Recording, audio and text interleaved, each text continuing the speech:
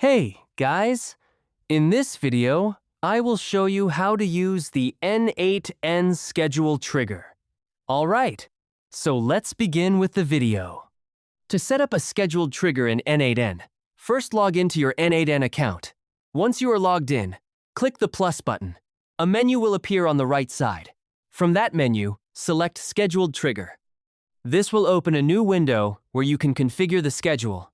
For example, if you want the trigger to run every day at 10 a.m., set that timing there. After configuring it, click Execute step at the top. As you can see, the node executes successfully.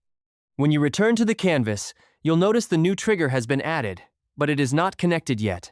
To link it, click the plus button again and choose the task you want to run every day. For example, you could go to AI and set up an AI agent to perform a daily task, and that's it.